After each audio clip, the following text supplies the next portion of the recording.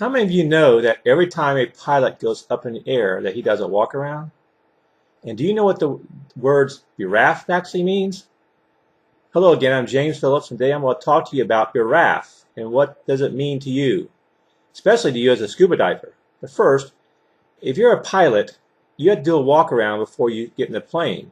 You start in the door, you go to the aft, you check all the rivets, all the bolts, all the linkages, you make sure there's no dents in there, you make sure all the flaps work, make sure all the linkages work, you come back around to the other side, make sure the gas sump, you do a gas sump, make sure the gas is okay. You actually look into the under the hood there, and you actually make sure there's no leaking oil, you make sure the oil is up and topped off, check the rudder, check the wheel struts, check the openings, check the pitot tube, check everything around, go around the wing, check the lights, then you come back around and you finish your pre-flight check.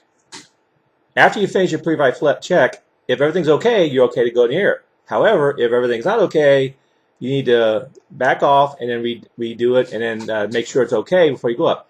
The same thing as in diving. We have a term called BRAF. It's actually BWRAF is what the initials are, but it's begin with, review, and friend. Before every dive, you need to do a BRAF with your buddy. You dive with your buddy. First of all, the word B is BCD. You basically check from top to bottom, make sure it doesn't look torn, frayed, or everything looks like in place, and there's nothing out of place. Make sure it fits okay with the person. Make sure that it's the right size. Make sure it's clean. Make sure everything's just kind of general overall look of it. The next thing is weights.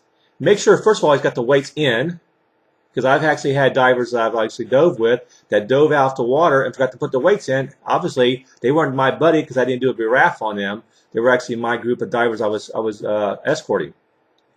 They had to get out of the water and put the weights in because it's hard to sink without any weights. Make sure you have the right amount of weights. Make sure the weights are in there. The next one is release.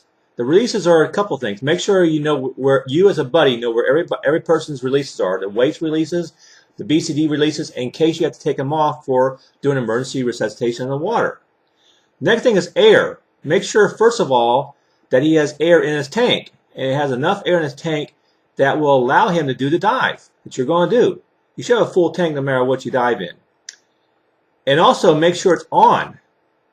Because I've had divers that have actually gotten in the water, again, not my buddy, they got in the water and they start to go underwater and they have no air.